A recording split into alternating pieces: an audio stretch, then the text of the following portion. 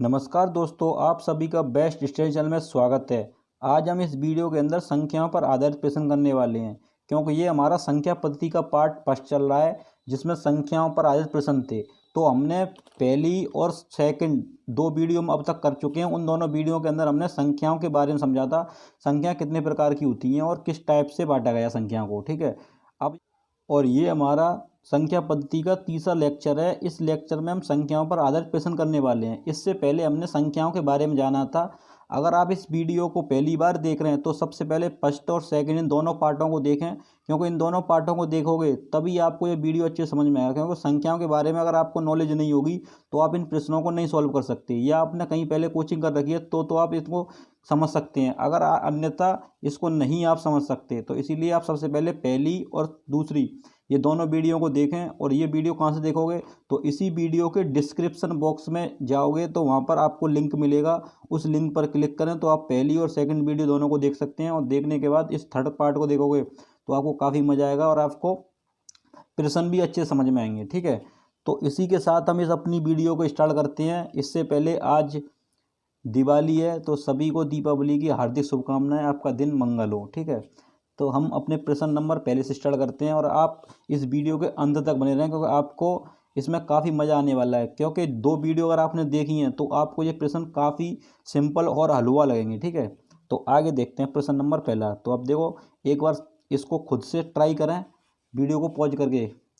तो बहुत सिंपल प्रश्न है। पहला दिया गया है, इनमें से कौन एक विषम भाज्य संख्या है। तो ध्यान करो, यहाँ पर भाज्य शब्द लिख रहा है, क्या लग रहा है, भाज्य। तो ध्यान करो, मैंने उस वीडियो में भाज्य और अभाज्य दोनों के बारे में बताया था। ठीक है, कि भाज्य और अभाज्य क्या होती हैं। तो भाज्य संख्या वो होती है जिसके दो से ज़्यादा फैक्टर हों। क्या हों, दो से ज़्यादा फैक्टर हों। लेकिन अभाज्य संख्या वो होती है जिसके केवल ओनली कितने हो, केवल दो फैक्टर हों। कितने हो, केवल दो। तो अब यहाँ पर देखते हैं हम, और शब्द लिखा है कि एक विषम भाज्य संख्या। तो देखो 13 की बात किया, 13 कैसी है। तो 13 को यहाँ आप ब्रेक करके देखो, 13 में किस किस का भाग जा सकता है, इसके भाजक कितने होंगे, मतलब फैक्टर। तो देखो 13 के अंदर एक का भाग जा सकता है और 13 का जा सकता है, और किसी का जाएगा नहीं। तो इसके अंदर दो आ रहे हैं, तो ये कौन सी हो गई, अभाज्य संख्या। इसी तरीके से दूसरी देखें, 17 दी है। 17 ये बताओ कौन कौन सी है, एक से और 17 से डिवाइड होगी तो इसके भी दो हैं, तो ये भी अभाज्य संख्या होगी। लेकिन वो पूछ रहा है भाज्य कौन सी है। ठीक है, इसी तरीके से 12 को अगर देखें तो 12 के देखो एक से भी डिवाइड हो जाएगी ये, और देखो दो से भी, तीन से भी, चार से भी, छः से भी और 12 से, इसके तो बहुत हैं। तो ये तो भाज्य संख्या हो गई। लेकिन क्या ये बताओ, ये विषम संख्या है भाज्य, लेकिन ये तो सम में है, तो ये इसलिए नहीं है। तो इसका आंसर क्या हो जाएगा फिर, डी। क्योंकि देखो ये 15 जो दी हमें, ये विषम भी संख्या और इसकी फैक्टर एक का भी भाग चला जाएगा, इसमें 3 का चला जाएगा, 5 का, और तुम्हारा ये 15 का। तो दो से ज़्यादा फैक्टर आ रहे हैं, तो संख्या तो ये भाज्य कौन सी है, भाज्य। इसके साथ ये विषम संख्या भी है, तो इसीलिए आंसर क्या हो जाएगा इसका, डी। ठीक है, तो प्रश्न नंबर हमारा जो पहला दिया है इसका आंसर क्या हो जाएगा, डी। ठीक है, 15 आंसर हो जाएगा इसका। आगे बढ़ते हैं, प्रश्न नंबर दूसरा। दूसरे में देखो, निम्न में से कौन सी संख्या भाज्य है। तो इसमें पूछ रहा है भाज्य कौन सी है। तो भाज्य का मतलब जब भी आए तो आप बस ये देख लो कि जिसके दो से ज़्यादा अगर भाजक हैं, ठीक है, तो वो कौन सी होगी, भाज्य संख्या। तो अब यहाँ पर पहली संख्या लिखी है 719। क्या ये बताओ 719 ये संख्या दिखाई दे रही है, ये भाज्य है या नहीं है। तो इसको किस तरीके से पहचाना है, तो इसमें किसी संख्या से डिवाइड करके देखो, ये क्या डिवाइड हो सकती है। आपको का चार संख्या दी है, चार संख्या में बस ऐसी कोई पहचान लो संख्या जिसके दो से ज़्यादा फैक्टर हो। तो अगर यहाँ हम देखें, अगर 7 और एक ये 719 दिखाई दे रही है, तो ये किससे डिवाइड हो सकती है, 719। अब ये अगर दिमाग में देखा जाए, अगर इसको हम ध्यान से देखें 719, तो देखो ये अब कन्फ्यूजन वाला प्रश्न है ये काफ़ी, और ये अच्छा भी प्रश्न है एक तरीके का। इन चारों ऑप्शनों को और मैं एक साथ लिख देता हूँ यहाँ पर। देखो ये 729 और एक है 739। अगर पेपर में इस तरीके से अगर क्वेश्चन आ जाए और आपको ये पता करना है इसमें कि कौन सी भाज्य संख्या है, तो आप एक काम कीजिए, चारों पे थोड़ी एक नज़र मारें इस टाइप से कि ऐसी कोई संख्या देखो किसी डिवाइड हो रही हो। तो देखो क्या ये 3 से डिवाइड हो रही है, अगर देखें एक बार 3 का रूल लगा के देख रहे हैं, तो 3 दूनी 6, ये 11, 3 से का 9, ये तो कटेगी नहीं 3 से। इसको 3 से काटें, 3 दूनी 6, 10, 3 से का 9, ये भी नहीं कटेगी। देखो ये 3 से कट रही है, ये 3 दूनी 6, 3 दूनी 6, एक बचा, और ये कितने हो गए 12, 3 चौक 12, 3 से का 9। अब ये कुछ सोचो कि ये अगर 729 संख्या एक तो खुद से डिवाइड हो जाएगी, इसके अलावा ये खुद से, मतलब एक तो 1 से डिवाइड हो जाएगी और ये खुद से 729 से, और 3 से भी डिवाइड हो रही है। तो ये बताओ इसके दो से ज़्यादा गुणनखंड हो गए कि नहीं हो गए, दो से ज़्यादा हो गए फैक्टर। और जब 2 से ज़्यादा फैक्टर हो जाएंगे तो वो कौन संख्या होगी, वो हो जाएगी भाज्य। कौन सी हो जाएगी, भाज्य। अब बेशक हमें इनका किसी का नहीं पता क्योंकि ये बड़ी संख्या है। इसका मैंने रूल भी बताया था पिछली वीडियो में कि अगर आप कैसे पहचानोगे भाज्य का भाज्य है। जब हमें दिखाई दे रहा है कि ये 3 से डिवाइड हो रही है तो हमें ज़्यादा मेहनत करने की जरूरत है ही नहीं है तीनों पे, तो हम सब सीधे सिंपल तरीके से क्या करेंगे, हम इसका आंसर लगा देंगे सी। ठीक है, अभी इस टाइप के और क्वेश्चन मिलेंगे तो मैं उनमें पूरे डिटेल में समझाऊंगा कि इसको कैसे पहचानते हैं। ठीक है, तो इस टाइप का अगर पेपर में क्वेश्चन आया तो आपको इसी तरीके सॉल्व करना था, एक बार नज़र मारना था। अब जैसे 3 से नहीं करता तो हम 4 का देख लेते, एक बार 5 का देख लेते। एक आपको एक वीडियो आने वाली है तुम्हारे इसी चैनल पर, विभाजकता डिविजिबिलिटी वाली, उससे आप पहचान सकते हो कौन संख्या से डिवाइड हो रही है, कौन संख्या है ये। ठीक है, तो अभी अभी के लिए केवल इतना समझ लो कि इसको हमने इस तरीके से निकाल लिया कि 3 से डिवाइड करके। एक बार फिर समझो हमने क्या किया। इसने कहा निम्न में से कौन संख्या भाज्य है, तो भाज्य का मतलब ये होता है कि जिसके 2 से ज़्यादा फैक्टर हों। तो ये मुझे दिखाई नहीं दे रही किसी कट रही है नहीं कट रही है, तो लेकिन मुझे एक नज़र इस पर पड़ी तो मुझे दिखाई दे रहा है कि 3 से डिवाइड हो रही है नहीं हो रही है। अगर 3 से भी डिवाइड हो रही है और देखो ये 9 से भी डिवाइड हो रही है कि 9 8 72 और 9 एकम 9, 9 से डिवाइड हो रही है नहीं हो रही है।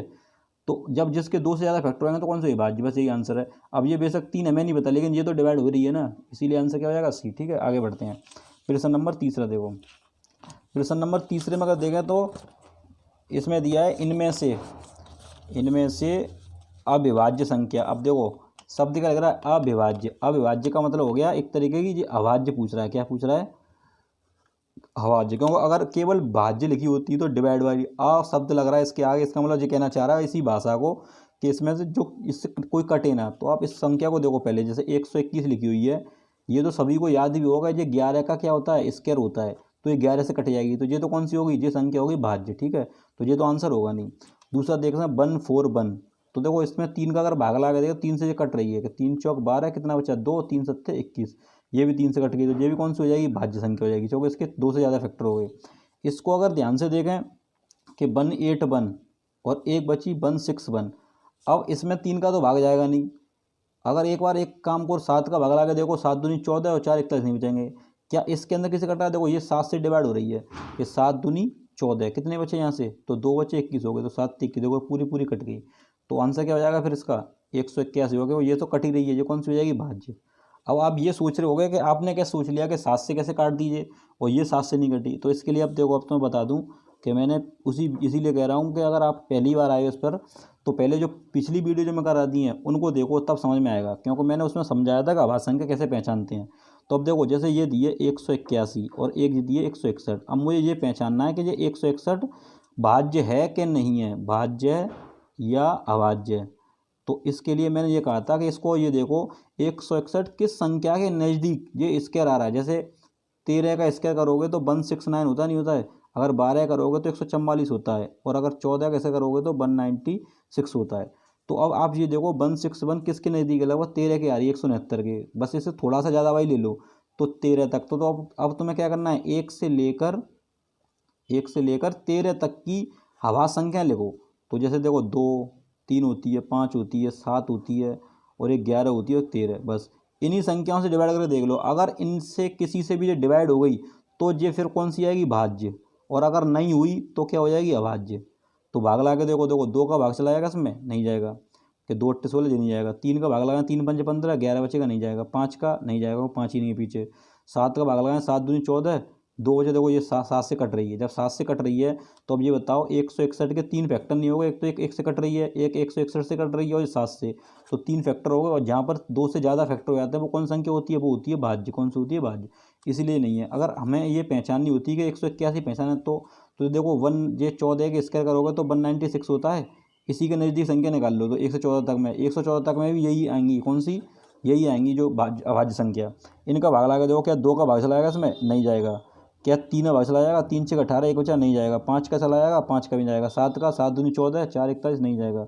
11 भाग लगाएं, 11 कम 11, कितने बचे यहाँ से, 7 71, नहीं जाएगा। 13 का भाग लगाएं, 13 कम 13, कितने बचे यहाँ से, तो 5 51, ये भी नहीं जाएगा। तो किसी से नहीं कटी, नहीं कटी, इसीलिए कौन संख्या होगी, ये संख्या होगी अभाज्य। ठीक है, तो अब सब बात समझ में आ गई होगी अभाज्य संख्या का मतलब क्या होता है। अगर अभी भी समझ में नहीं आई है तो इस वीडियो को फिर से एक बार पीछे करके देखो, जिससे जो अभी चीज़ बताई है दोबारा से समझ में आए। ठीक है, क्योंकि अगर इस तरीके से फिर समझाऊंगा तो वीडियो काफ़ी लंबी हो जाएगी, इसीलिए अब आगे बढ़ते हैं। इसका आंसर क्या हो जाएगा हमारा, इसका आंसर हो जाएगा 181। ठीक है, क्योंकि ये एक कैसी संख्या है, ये एक अभाज्य संख्या है। ठीक है, आगे बढ़ते हैं फिर प्रश्न नंबर अगर आगे देखें 4। इसमें कह रहा है पहले 100 प्राकृत संख्याओं में कितनी अभाज्य संख्याएं। तो ध्यान करो, मैंने ये तो डायरेक्ट ही बताया था कि 1 से लेकर अगर 50 तक पूछ ले तो आपको 15 लगानी है, ये तो याद कर लो आप सीधे। और 1 से लेकर अगर 100 तक पूछे तो आपको 25 लगानी है। और 1 से लेकर आपको 200 तक पूछे तो देखो 45 लगानी थी। लेकिन अब यहाँ पर एक गलती हुई थी पिछली वीडियो में, यहाँ मैंने 45 बताई थी। ये 45 संख्या वो है जो विषम संख्या है, ठीक है। एक संख्या और है जो 2 वाली, वो काउंट नहीं कर पाई थी हमने, तो इसलिए कुल मिला के 46 संख्या होंगी। कितनी होंगी? 46। तो इसको मिस्टेक को थोड़ा सुधार लेना, इसके लिए क्षमा चाहता हूँ। ये 45 है, यहाँ पर 46 आएगा, क्योंकि हमने ये 2 संख्या छोड़ दी थी। क्योंकि जितनी भी हमारी अभाज्य संख्या है, जो अभाज्य संख्या है उसमें केवल एक ऐसी इकलौती संख्या है जो सम भी है, ध्यान रखना। और कोई संख्या नहीं है कि सम संख्या भी है और ये क्या है, वो अभाज्य संख्या है। ये इसीलिए काउंट नहीं हो पाई उस समय। तो इसलिए अब तुम्हें ये याद रखना है कि 1 से लेकर 200 तक में कितनी होती है? 46 संख्या कुल। और अगर ये पूछ ले कि सबसे छोटी या सबसे छोटी अभाज्य संख्या सम कौन सी है, वो तो 2 ही है। 2 के अलावा और कोई सम है ही नहीं है अभाज्य संख्या, ठीक है। अभाज्य की बात की है मैंने, तो बात समझ में आ गई होगी। तो इसका आंसर क्या हो जाएगा? तो 100 तक की पूछ रहा है, पहले 100 प्राकृत संख्या में, तो आंसर क्या हो जाएगा? 25 आंसर हो जाएगा इसका, ठीक है। ये आंसर हो जाएगा डायरेक्ट। तो आपको याद रखना, इसका मैंने एक कोड भी बताया था, ये याद रख लेना, इससे तुरंत निकाल लेते हैं कि 44, 22, 32, 23, 21, ये कोड बताया था। आप इनको जोड़ोगे तो 25 ही बैठेंगे। 4 दूनी 8, 8 और 2 10, 10 और 2 12 और 3 15 और 2 17 और 2 19, 19 और 3 19 और 3 22, 22 और 2 24 और 25, देखो 25 बैठ रही हैं। तो आप डायरेक्ट लगा सकते हो इससे आंसर। तो आंसर क्या हो जाएगा इसका? आंसर हो जाएगा इसका 25, मतलब ये, ठीक है। आगे बढ़ते हैं, प्रश्न नंबर 5। प्रश्न नंबर 5 को देखो ध्यान से, ये कह रहा है पहली 200 विषम प्राकृत संख्याओं में कितनी अभाज्य संख्याएं। तो ये अभी जस्ट बताया। तो पिछली बार मैंने वीडियो में जब 35 बता दिया, तो इसका भी आंसर क्या आएगा? 46। तो आंसर हो जाएगा डी, ठीक है। कितनी हो जाएंगी? 46। तो इसको याद रखना कि 1 से लेकर 200 तक में अगर अभाज्य संख्या पूछे तो आंसर क्या आएगा? 46। आगे बढ़ते हैं, प्रश्न नंबर 6। सबसे छोटी सम अभाज्य संख्या कौन सी है? तो ये तो पता ही है, 2 होती है सबसे छोटी अभाज्य संख्या, ठीक है। ये अभी बताया था जस्ट। ये पेपर में कई बार रिपीट हुआ है, तो इसको ये तुम्हें याद रखना है कि सम अभाज्य संख्या। और अभाज्य संख्या को कौन संख्या बोलते हैं? रूट संख्या। इसी को इंग्लिश में बोलते हैं प्राइम नंबर्स। क्या बोलते हैं? प्राइम नंबर, ठीक है, याद रख लेना। तो आंसर हो जाएगा ये। आगे बढ़ते हैं, प्रश्न नंबर 7। प्रश्न नंबर 7 में देखें तो देखो ये क्या कहना चाह रहा है। 7 में बोल रहा है एक अभाज्य संख्या में, अब पूछ रहा है इनमें से कौन सही है। 2 से ज़्यादा भाजक होते हैं, तो ये गलत है। 2 से ज़्यादा अगर भाजक हो गए तो वो संख्या कौन सी हो जाएगी? फिर वो संख्या हो जाएगी भाज्य। कौन सी हो जाएगी? भाज्य। इसलिए पहला तो गलत है। दूसरा, केवल खुद से और एक से विभाजित होती है, हाँ ये सही है, क्यों? केवल इसमें 2 गुणनखंड होते हैं। जैसे 17 ले लीजिए, 17 किससे डिवाइड हो रही है? 1 से, और 17 से खुद से तो हो रही है। तो इसलिए आंसर क्या हो जाएगा इसका? बी। तीसरा ऑप्शन देखें, इसमें इसका कोई भाजक नहीं होता, गलत है, क्योंकि भाजक तो होते हैं इसके अंदर। धनात्मक पूर्णांक नहीं है, ये भी गलत है, धनात्मक तो होती है। तो आंसर क्या हो जाएगा इसका? आंसर हो जाएगा बी, ठीक है। समझ में आ गया। आगे बढ़ते हैं, प्रश्न नंबर 8। निम्न में से कौन से जोड़े सहअभाज्य संख्या है? तो याद करो, मैंने आपको ये बताया था, सहअभाज्य संख्या जिसे को प्राइम फैक्टर बोलते हैं, सहअभाज्य संख्या, इसको बोलते हैं को प्राइम फैक्टर। इसमें मैंने ये कहा था कि कोई सी 2 संख्या से मैंने ले ली 2 और 3, जिनका HCF क्या हो? 1। क्या हो? HCF 1। या सरल भाषा में समझा था कि ये इनसे अगर किसी से काटें तो ये केवल 1 के अलावा किसी और से कटे ना, ठीक है। इसीलिए वे होती हैं सहअभाज्य संख्याएं। जैसे अब मैं अगर 4 और 6 लिख दूँ तो ये नहीं होगी। क्यों नहीं होगी? वो देखो 2 से ये कट रही है, और मैंने कहा है केवल 1 से कटनी चाहिए। जैसे अब मैंने 5 और 13 लिख दी, तो ये बताओ कि आपस में कट रही है किसी से? केवल 1 के अलावा किसी से नहीं कटेंगी। तो ये है सहअभाज्य संख्या। जैसे अगर मैंने लिख दिया 15 और 18, क्या ये है? तो ये भी नहीं है, क्योंकि देखो 3 से कट रही है, 3 बजे 15, 3 से 18 है। तो सहअभाज्य संख्या वो होती है जिनका HCF 1 हो, या वो खुद से केवल 1 से कटें और किसी से कटे ना आपस में, ठीक है। तो अब देखो इसमें एग्जाम्पल में देखना अब तुम। पहली संख्या दी है 3 4, ये दी है 3 4 8 और 2 9 6। तो आप खुद बताओ कि किससे कट रही है? देखो 2 से कट रही है, ये भी 2 से कट रही है, कि 2 कम 2, 2 से 14, 2 नाम 18, और 2 से कट रही है, 2 कम 2, 2 4 और 2 8 16। तो ये तो है नहीं है, क्योंकि ये कट रही है, केवल 1 से कटनी चाहिए। इसको देखें तो इसमें अगर ध्यान से देखें, इसको अगर देखें तो देखो ये दिए 1, क्या ये किसी से कट रही है? अगर आप दिमाग लगाएं थोड़ा सा, ये किसी से कट रही है, तो देखो ये 3 से कट रही है। 3 3 9, कितने बचे? 2 3 24, और 3 से कट रही है, 3 7 किसी, तो ये भी नहीं होगी, क्योंकि ये कट रही है। तीसरी देखें 5 9 9 7, देखो ये तो मैंने बताई थी पिछली वीडियो में ही कि 97 ये 2 अंकों की सबसे बड़ी अभाज्य संख्या होती है, ये तो है ही है। और 59 ये भी होती है, ये किसी से कट नहीं रही, आंसर तो सी हो जाएगा। इसको देखा तो देखो इसके अंदर ये भी कट रही है, किससे कट रही है, ये 5 से कट रही है, किससे कट रही है, 5 से। इसे 5 से काट दो, 5 छः 30 और 0 पचम 25, इसे 5 से काटोगे 5 9 45, कितने बचे यहाँ से, 4 2 42, 15 40 और 2 बचे 20, 5 24, ये पूरी कट रही है, तो ये भी नहीं होगी, ठीक है। तो आंसर क्या हो जाएगा इसका सी, क्योंकि इसका एक ही HCF है। आप खुद से डिवाइड करके दिखा दो कोई कि ये किसी एक के अलावा किसी से कट रही है, किसी से नहीं कट रही है, और HCF भी एक है सी का, तो आंसर क्या हो जाएगा, सी। तो ये हमारे 8 प्रश्न हो गए। अब आगे हम बढ़ते हैं प्रश्न नंबर 9 पर। 9 में दिया है, देखो ध्यान से, निम्न संख्याओं में से संयुक्त संख्या कौन सी नहीं है। अब संयुक्त कौन सी नहीं है, अब संयुक्त का मतलब ये है कि दो संख्याओं से मिलकर बनी हो कोई संख्या। जैसे मैंने लिख दिया 3 गुणा 4 मिला बनाकर रख दी, कौन सी होगी, ये 12। या मैंने 5 गुणा 6 कर दिया, कितनी हो गई, ये 18। अगर मैं एक 70 लिख दूँ, क्या ये, तो इनमें तीनों में पूछूँ कौन सी संख्या है, तो जो संयुक्त संख्या है वो दो संख्याओं से मिलकर बनी है, जैसे ये वाली है, ये वाली, ये नहीं है, ठीक है। तो बस आप खुद देखो इसमें कि ऐसी कोई संख्या जो खुद से केवल बनी हो, मतलब एक से या खुद से गुणा करा हो उसमें। निम्न संख्याओं में संयुक्त संख्या कौन सी नहीं है। जैसे अब 209 लिया, तो आप इसमें किसी संख्या से डिवाइड करके देखो क्या कट रही है या किसी से। तो अगर हम पहले 7 से डिवाइड करके देखें तो 7 दूनी 14, कितने बचे यहाँ से, 6 बचेंगे, और ये नहीं कटेगी। अगर 11 से काट कर देखें तो देखो 11 एकम 11, कितने बचे यहाँ से बचे 9 और 9 ये, तो 11 9 90 को ये कट गई पूरी 19 बार।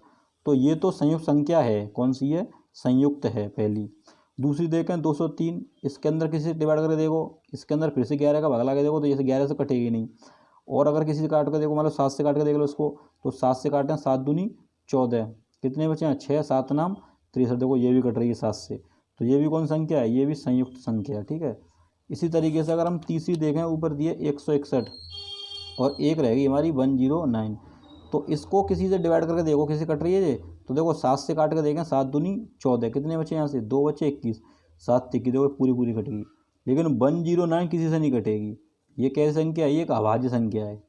और अभाज्य संख्या की प्रॉपर्टी भी मैंने बता रखी है कि अगर इसको पहचानना है तो आप एक काम करो, ये देखो 11 का स्क्वायर होता है 121, तो आप 11 की बस वो संख्या निकाल लो, अभाज्य संख्या। ऐसे देखो 2 3 5 7 11, इनसे डिवाइड करके देख लो ना, तो देखो 3 का 2 का भाग जाएगा ही नहीं, 3 का भाग 3 का 9 नहीं जाएगा, 5 का भाग लगाएंगे नहीं जाएगा, 7 एकम 7, 3 बचे 39 नहीं जाएगा, 11 भाग लगाएंगे 11 से कटेगा ही नहीं। तो ये कौन संख्या हो जाएगी, अभाज्य, ठीक है। तो आंसर क्या हो जाएगा इसका, 109, क्योंकि ये पूछ रहा है कौन सी नहीं है, ठीक है। आगे बढ़ते हैं, प्रश्न नंबर 10 में देखा तो निम्नलिखित में से कौन सी अभाज्य संख्या नहीं है। अब देखो ये वही चीज़ आ गई बिल्कुल है, जिस तरीके भी समझाई थी, तो आप ट्राई करो इसमें। अब देखो सभी संख्याएं एक लगभग समान सी दिखाई दे रही हैं, तो आप एक काम करो, सबसे बड़ी संख्या कौन सी दी है, 273, और ये किस स्क्वायर के नज़दीक है, तो अगर हम 16 का स्क्वायर करते हैं तो 256 आता है, और अगर 17 करेंगे तो कितना आएगा, 289, मतलब ये संख्या सभी 289 के अंडर में आ रही हैं। तो आप एक काम करो, 1 से लेकर 17 तक की बस अभाज्य संख्या लिख लो यहाँ पर, ठीक है। अगर मैं ये लिख लेता हूँ यहाँ पर 2 3 5 7 11 13 के बाद तुम्हारा आ जाएगा 17, ठीक है। ये सब अभाज्य संख्या आएगी। अब इन चारों में किसी में भी अगर भाग चला गया तो वो ध्यान रखना वो कौन सी संख्या होगी, भाज्य, और अगर नहीं गया तो कौन सी हो जाएगी, अभाज्य। तो बस इन्हीं से भाग ला के देखो। तो हम ये देखते हैं कि 2 3 5 7 11 13 17, अगर इनसे कोई सी भी कट गई जिससे अगर विभाजित हो जाती है तो ध्यान रखना वो कौन संख्या होगी, भाज्य। अगर इनसे विभाजित नहीं हुई किसी से तो कौन सी हो जाएगी, अभाज्य, ठीक है। तो डिवाइड करो इससे, तो देखो 2 का भाग चला जाएगा, इसमें नहीं जाएगा, 3 का भाग चला जाएगा, तो देखो 3 24, कितने बचे यहाँ से, 3 24 और 2 23 नहीं जाएगा, 5 का जाएगा नहीं, 7 का 7 21, कितने बचे यहाँ से, 5 53 नहीं जाएगा, 11 का भाग लगाएं 11 दूनी 22 यही नहीं जाएगा, 13 का भाग लगाएं 13 दूनी 26 नहीं जाएगा, 17 का भाग लगाएं तो 17 एकम 17, और यहाँ से कितना बचा, 3 और 6 93, देखो किसी का भी नहीं जा रहा। और ये पूछ रहा कौन सी अभाज्य संख्या नहीं है, तो ये तो नहीं जा रहा, ठीक है। तो ये तो अभाज्य, कौन सी है, अभाज्य। तो पहला इसमें ऑप्शन अगर देखी जाए तो ये तो हमारी अभाज्य है।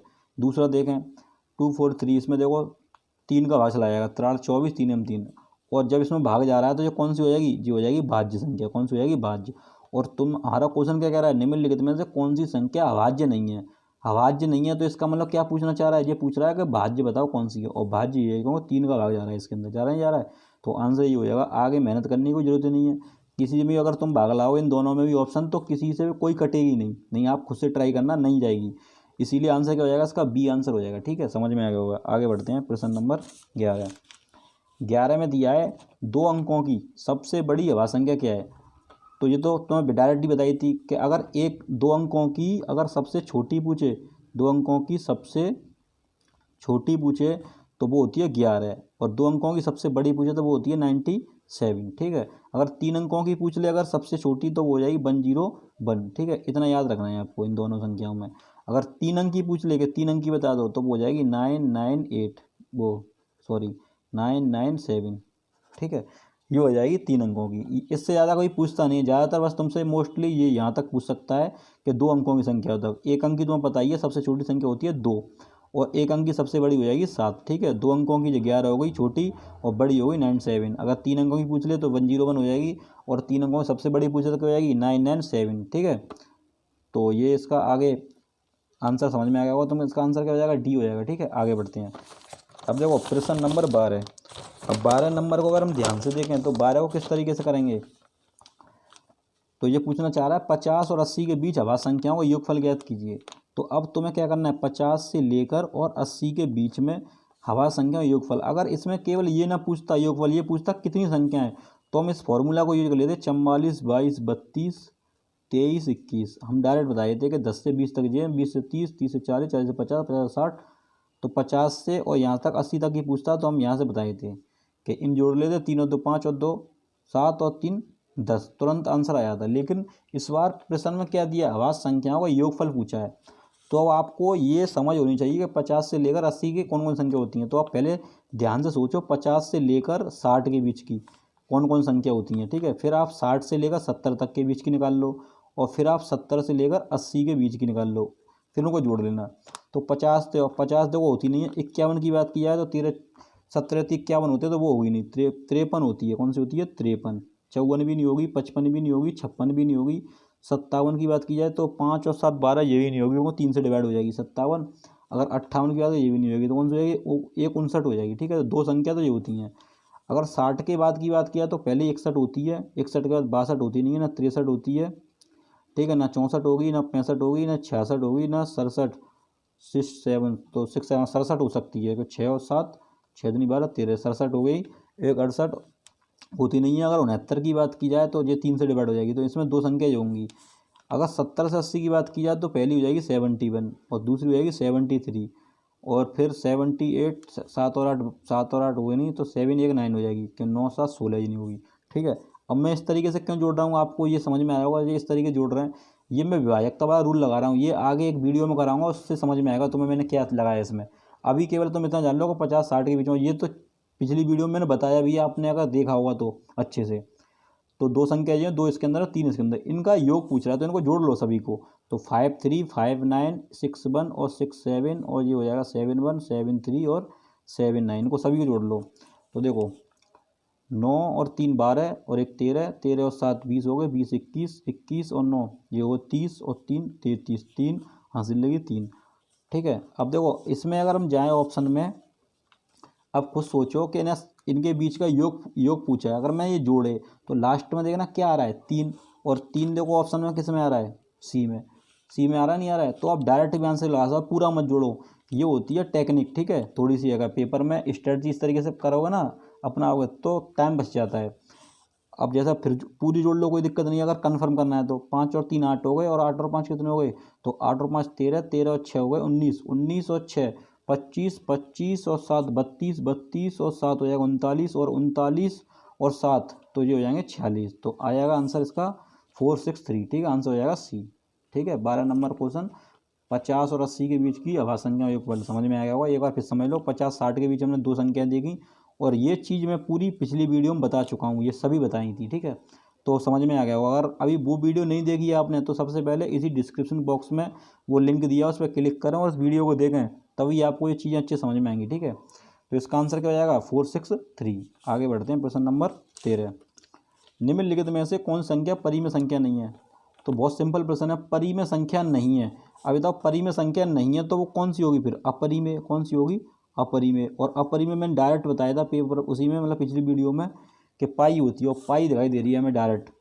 कोई नहीं देखनी, सीधे डायरेक्ट लगाना है पाई, क्योंकि परी में नहीं पूछा। और पेपर में जल्दबाजी में क्या होता है, हम देख लेते हैं परी में, या नहीं पढ़ते हैं, नहीं पढ़नी है क्योंकि नहीं पूछ रहा है, इसका मतलब अपरी में पूछ रहा, आंसर हो जाएगा बी।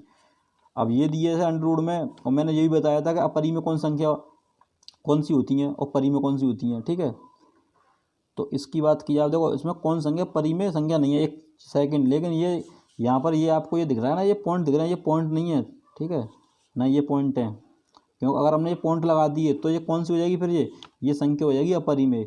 क्योंकि परी में संख्या वो होती है पॉइंट हटा के हम उसको भिन्न में चेंज कर सकें, तो इसको तो भिन्न में चेंज कर लेंगे। अगर ये ऐसे पॉइंट लगे होते तो ये कौन सी होती है, अपरी में। क्योंकि अपरी में संख्या मैंने समझाई थी, जैसे 2.35678 डेड डैश चलता गया, तो ये संख्या काय में जाएगी, ये आ जाएगी तुम्हारी अपरी में, काय में जाएगी, अपरी में।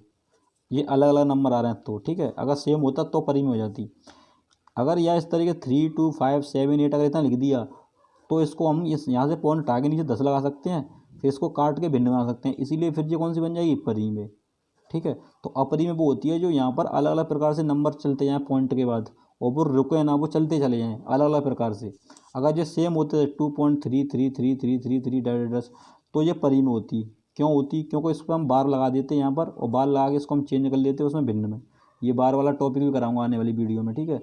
तो इसीलिए अभी केवल इतना समझ लो, जिस तरीके से जो हमने पुराना जो ज्ञान लिया है उन दोनों वीडियो में, उसी ज्ञान के ऊपर इन प्रश्नों कर रहे हैं हम, ठीक है। अभी इसमें कोई नई चीज़ नहीं लगा रहे बिल्कुल भी है, क्योंकि मैं क्रमबद्ध तरीके से चला रहा हूँ आपको, ठीक है। जो ये वीडियो आपकी चल रही है उनको, ठीक है, आपको नहीं, वीडियो को आगे देखते हैं। प्रश्न नंबर यहाँ पर कितने हो गए, तो 13 हो चुके, ठीक है। 13 का आंसर हो जाएगा। अब देखो इसको अगर हम ऑप्शन को देखें, पहले वाले को दिया 1728, तो ये 12 का क्यू होता है तो निकल जाता है बाहर। ये घन रूट और वर्गमूल ये भी बताऊंगा मैं आपको एक वीडियो के अंदर, क्योंकि हमारा एक टॉपिक दिया गया वर्गमूल और घनमूल, ठीक है, नंबर सिस्टम के अंदर ही। तो अभी देखो प्रश्न नंबर 14, निम्नलिखित संख्याओं में से कौन संख्या अपरी में है, तो बताओ अपरी में। 4 ऑप्शन दे दिए तुम्हें सभी को कि बताओ इन चारों में से कौन सा होगा। तो अब देखो अपरी में वो होती है रूट से बाहर ना निकले, तो पहले ये बताओ इस 64 को बाहर निकाल सकते हैं। अब ये 3 लगाए, इसका मतलब क्या है, 3 का रूट है ये 2 का रूट है, ये 6 का रूट है, ये 4 का रूट है। तो सबसे पहले आप इस 6 4 को ऐसे फैक्टर कर लो, इसको इस तरीके से 2 से डिवाइड कर देंगे 32 बार, 2 से काट देंगे 16, 2 से काट देंगे 8, और 2 से काट देंगे 4, और 2 से काट देंगे 2, और 2 से काट देंगे 1। तो देखो 1 2 3 4 5 6। तो इसको एक तो हम इस तरीके से भी ले सकते हैं कि 2 इंटू 2 इंटू 2 इंटू 2 इंटू 2, देखो 2 4 6 बार ले सकते हैं। और आप चाहो तो फिर इसको 2 पे का 6 ले सकते हैं। और अगर यहाँ 6 लिखा हुआ है यहाँ पर, तो इसको 2 पे का 6, और इसका मान हो जाएगा 1/6, 6 से कट जाएगा, तो ये बाहर निकल के आ जाएगी कुल मिला के ये। तो देखो ये तो बाहर निकल जाएगी 6 वाली, क्योंकि यहाँ 6 लिखा हुआ है। इसी तरीके से ये भी निकल सकती है, क्योंकि देखो इसके अगर मैं इनको इस तरीके से 2 बार कर लूँ तो इनको गुणा करके, 2 दूनी 4, 4 दूनी 8, तो इसको मैं ऐसे ले सकता हूँ 8 इंटू 8। तो 8 इंटू 8 ले सकते हैं, तो 8 पे का 2 हो जाएगा, और यहाँ पर 2 लिखा है तो ये गुणा 1/2, 2 से 2 कट जाएगा, तो कितना आ जाएगा, ये भी 8 हो जाएगा। तो यही बाहर निकल जाएगा। ये तो पता होगा रूट 64 कितने का होता है, 8 का। तो ना तो इसमें बी आंसर है और ना ही इसका सी है, ठीक है। अब 2 बचे इसके अंदर, 3 वाले को इसको भी निकाल सकते हैं, और देखो ये इसके 2 फैक्टर ले सकते हैं इस तरीके से कि 2 दूनी 4, इसको हम ऐसे भी ले सकते हैं कि 2 दूनी 4, और इसको भी 4 और इसको भी 4। तो इसको 4 पे घात 3 ले सकते हैं, और यहाँ पर 3 लिखा हुआ है घात, मतलब ये 3 रूट है, तो इसको 3 रूट का मतलब हो जाएगा 1/3, 3 से कट जाएगा, कितना आ जाएगा 4, तो ये भी बाहर निकल जाएगा। तो आंसर क्या बचेगा फिर इसका, डी, क्योंकि ये बाहर नहीं निकलेगा, ठीक है। नहीं समझ में आया, एक बार दोबारा समझो। क्या कर दिया मैंने, 64 को पहले ऐसे फैक्टर किया तो ये 6 बार आ गया। तो आप इसको कितने तरीके से ले सकते हैं, तो एक तरीका तो ये है कि इसको इस तरीके लेते हैं, 2 दूनी 4, 4 दूनी 8, तो 8 लिख दिया, इसे 2 दूनी 4, 4 दूनी 8, 8 2 बार आ गया, तो 8 पे 8 2 बार आ रहा है, तो 8 पे का 2 आ गया। और यहाँ पर जब कोई भी नंबर ना दिख रहा हो, तो इसको 2, इसका मान हो जाएगा 1/2, इस रूट का मान, ठीक है। तो 1/2 यहाँ कर गुणा कर दिया, 2 से 2 कट के कितना आ गया 8।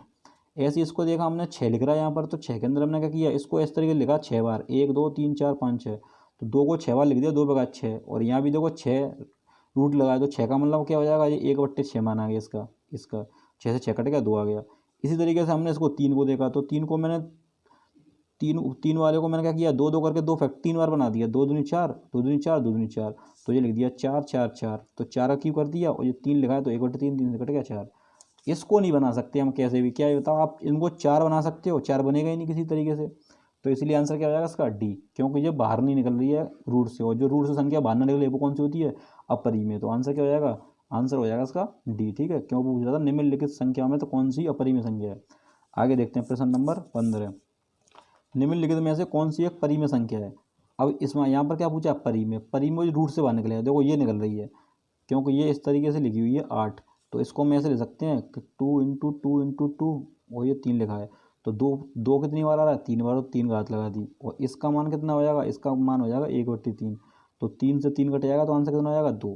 तो ये बाहर निकले आई। और जो परिमेय संख्या आज़ाद होती है रूट से और कोई बाहर नहीं निकलेगी। अगर ये 4 इस तरीके होती केवल इतना तो 2 हो जाती, लेकिन यहाँ 3 रूट लिख रहा है इसलिए नहीं निकलेगी। ठीक है, ना ये निकलेगी ना ये, तो इसका आंसर क्या हो जाएगा ये।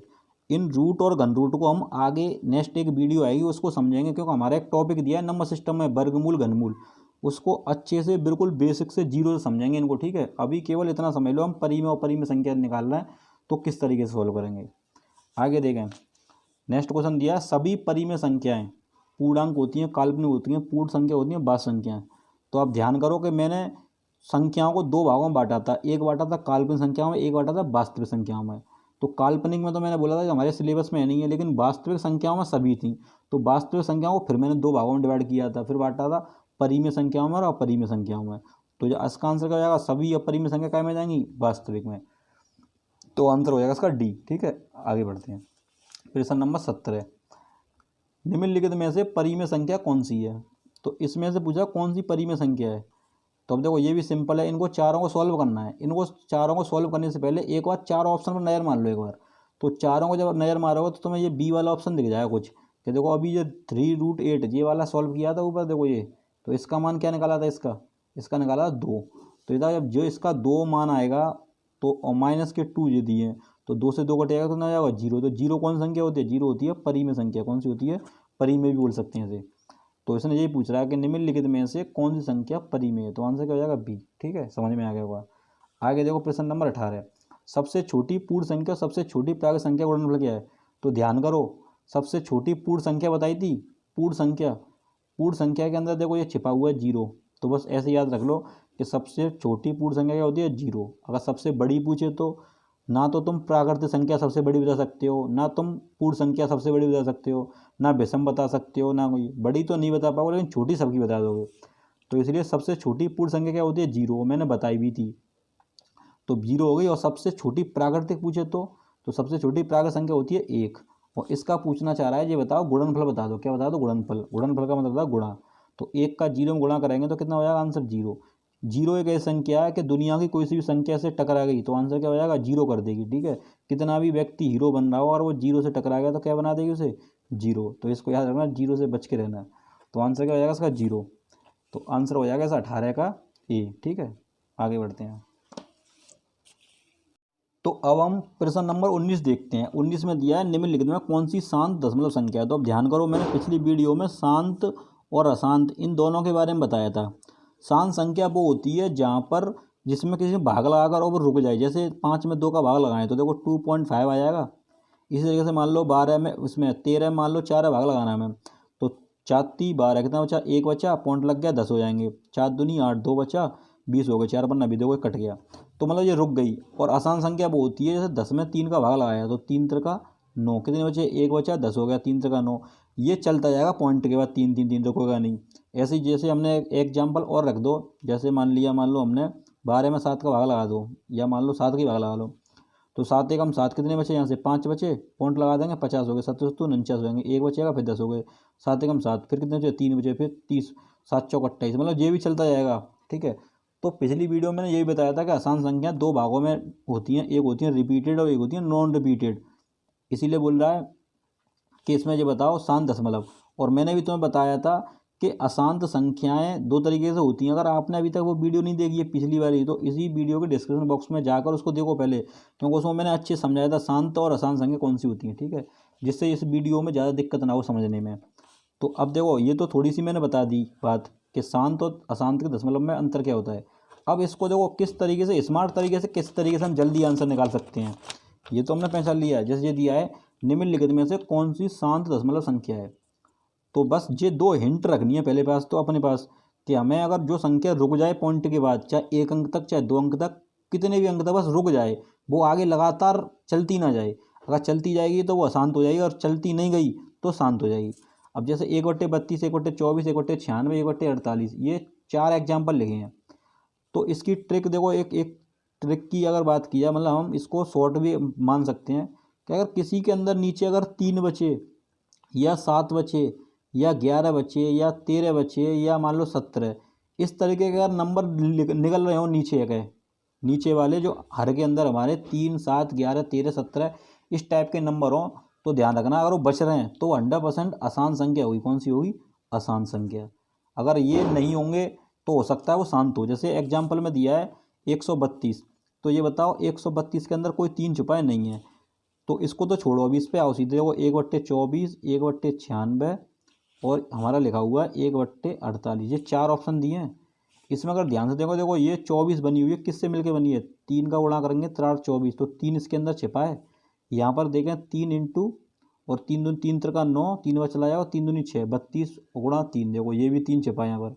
इसको भी ब्रेक करें, 3 इंटू 16, 16 3 48, तो को इसके अंदर 3 3 है कि नहीं है? अब ये बताओ अगर 3 है इसके अंदर, तो फिर ये वाली तरीका, ये फॉर्म बन जाएगी, इसमें 3 का भाग लाएंगे तो ऐसे रिपीट चलती जाएगी और रिपीटेड होती जाएगी, तो कौन संख्या होगी? आसान संख्या। तो इसका मतलब ये भी अशांत है, ये भी अशांत है और ये भी अशांत है, तो आंसर कौन सा हो जाएगा? ये शांत है। नहीं तो आप इसको भाग भी लगा सकते हैं कि एक में नहीं, आप भाग लगा के देख लो 32 का, तो देखो 32 से भाग लगाओ तो पहले जीरो, एक में तो जाएगा नहीं, तो पॉइंट लगा देंगे तो जीरो बढ़ जाएगी। फिर 10 में भी नहीं जा पाएगा भाग, तो एक और जीरो बढ़ा देंगे, 100 हो जाएगा। आप 32 से भाग लगा दो तो 3 बार चला जाएगा, तो 3 दूनी 6, 3 का 9, कितने बचे? 100 में से अगर 4 96 गए तो 4 बचे, फिर जो 40 हो जाएंगे, तो 32 में 32 देखो एक बार और चला गया, कितने बचे यहाँ से? 8 बचे, फिर 8 बचे तो 80 फिर जो हो गए, तो 16 दूनी वो 32 दूनी 64, 2 बार और चला जाएगा, कितने हो गए? 64, कितने बचे यहाँ से? 10 में से 4 गए तो 6 बचे और 7 में से गए 16, फिर जो जीरो 160। अब 32 का 32 पंजे 60 होते हैं, देखो पूरा पूरा कट गया। तो मतलब ये 0.3125 तक रुक गई, अब तो नहीं कहीं गई, तो इसीलिए ये कौन संख्या हो जाएगी? शांत। ठीक है, शांत ये होती है। और ये चीज़ें मैंने पिछली वीडियो में अच्छे से समझाई थी, ठीक है, उन वीडियो को देखना अच्छे से। आगे देखते हैं और एग्जाम्पल, समझो समझ में आ जाएगा अच्छे से, शांत और अशांत, क्योंकि ये पेपर में ज़्यादातर इस समय काफ़ी क्वेश्चन पूछे जा रहे हैं पेपर में, ध्यान रखना। जैसे प्रश्न दिया है दूसरा, निम्न में से कौन सी एक शांत दशमलव संख्या है, तो इसमें भी यही ट्रिक लगा देंगे। इसके अंदर 3 छिपा है, तो ये तो हो जाएगी अशांत। कौन सी हो जाएगी? अशांत। इसके अंदर यहाँ नहीं 3 छिपा, देखो यहाँ 3 छिपा है, तो ये कौन सी हो जाएगी? ये भी अशांत हो जाएगी। यहाँ 11 छिपा है, ये भी अशांत हो जाएगी। तो आंसर क्या हो जाएगा जी? तो आंसर इसका क्या हो जाएगा? निम्नलिखित में कौन सा शांत दशमलव है? तो आंसर हो जाएगा बी। ठीक है, आगे देखते हैं प्रश्न नंबर 21। निम्नलिखित में से किस संख्या का शांत दशमलव प्रसार होगा? सेम ये है, यहाँ भी ट्रिक लगाएंगे। तो अब देखो पहले ऑप्शन हम देखते हैं 57/120, लेकिन इन ऑप्शनों में क्या, थोड़ा ऊपर अंश और हर में दोनों मान दे दिया है। तो आप एक काम करो, उसको पहले थोड़ा सरल कर लो, किसी डिवाइड हो जाए। जैसे 3 से इसको डिवाइड कर देना, कितना हो जाएगा? 3 एकम 3, कितने बचे? 2, और 3 भाग लगाओ, 3 नाम 27, 3 से काटोगे 40 बार आ रहा है। ठीक है, एक नंबर तो ये आ गया। दूसरा ऑप्शन अगर देखें तो दूसरा दिया है 47/150, क्या ये किसी से कट रहा है? तो ये तो किसी से कटेगा नहीं, क्यों किसी का कटेगा नहीं, तो इसको ऐसे लिख दो 47/150। ऊपर ऑप्शन दूसरा दिया है 161/110, तो ये भी किसी से कट रहा है क्या? ये भी नहीं कट रहा है, तो 61/110 इसको भी लिख दें। तो एक और देखें 43/140, क्या ये किसी से कट रहा है? तो ये भी नहीं कट रहा, 43/140 इसको भी ऐसे लिख रहे हैं। तो अब हमसे ये पूछा है कि शांत दशमलव बताओ। तो पहले ये बताओ, ये शांत है या अशांत है?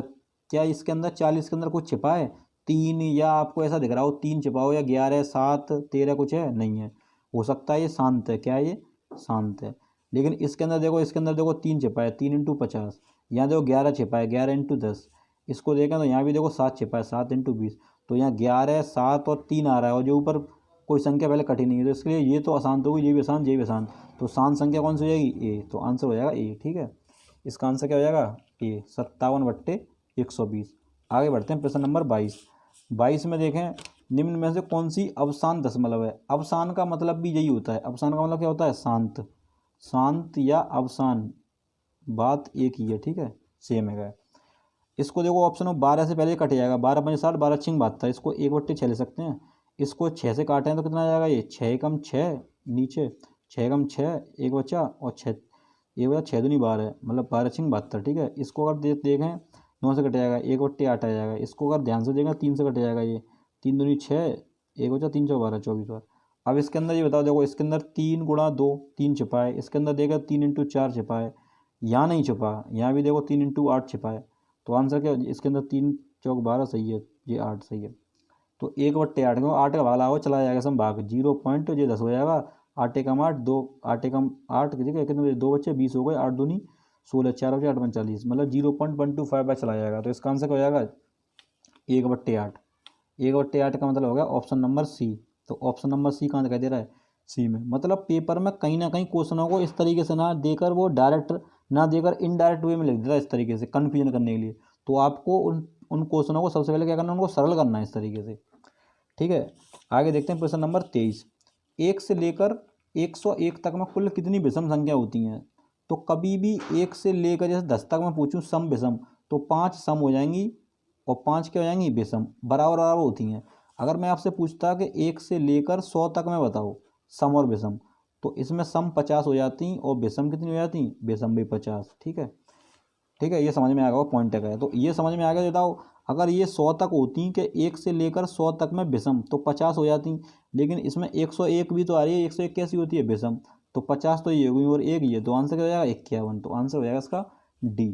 ठीक है, समझ में आ गया होगा। जैसे एक एग्जाम्पल समझने के 1 से लेकर मान लो 10 तक मैं लिख देता हूँ, 1 2 3 4 5 6 7 8 9 10। अब समझना प्रैक्टिकली कि इसमें देखो विषम संख्या देखना 1 2 3 4 5, 5 है कि नहीं है। सम देखना 1 2 3 4 और ये 5, तो 5 देखो बराबर रहेंगे नहीं है। अगर जितनी संख्या से 1 से लेकर 200 तक मैं पूछूँ मैं कितनी सम और विषम होंगी, 100 होंगी। अगर 1 से लेकर 300 मैं पूछूँ तो 100 तो 150 हो जाएंगी। ठीक है, अगर 1 से लेकर 500 में पूछूँ तो 250 हो जाएंगे। ठीक है, समझ में आ गया होगा। आगे देखते हैं प्रश्न नंबर 24। सबसे छोटी पूर्णकालिक संख्या कौन सी है। तो ये तो मैंने बोली थी, याद कर लो इसको। पहली 6 होती है, दूसरी 28 होती है, ये पेपर में पूछी जा चुकी है कई बार। और पूर्णकालिक संख्या क्या होती है, पूर्णकालिक संख्या वो होती है अपनी मतलब उस जो संख्या दी है उसको छोड़कर उसके भाजकों का योगफल उसके बराबर बैठ जाए। जैसे 6 को अगर देखें तो देखो इसमें 1 का भाग चला जाएगा, 2 का चला जाएगा, 3 का चला जाएगा, 6 का। बस जो संख्या दी है उसको छोड़ के, जैसे 6 को छोड़ दिया हमने तो इन्हें जोड़ लो, 1 + 2 + 3, तो 3 2 5 और 6, देखो 6 बैठ रहा है, इसका मतलब पूर्णकालिक संख्या है।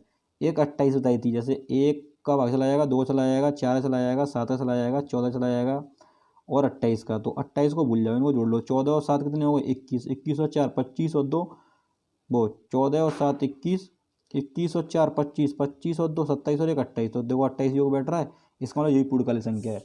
तो इसका आंसर क्या हो जाएगा, सबसे छोटी पूर्णकालिक संख्या 6। आगे देते हैं प्रश्न नंबर 25। सबसे छोटी लिखी होती है यहाँ पर, सबसे छोटी भाज्य संख्या कौन सी है। तो सबसे छोटी भाज्य संख्या कौन सी है, तो देखो ये तो सबसे छोटी पूर्ण संख्या होती है। क्या होती है सबसे छोटी पूर्ण संख्या 0। सबसे छोटी प्राकृत संख्या क्या होती है 1।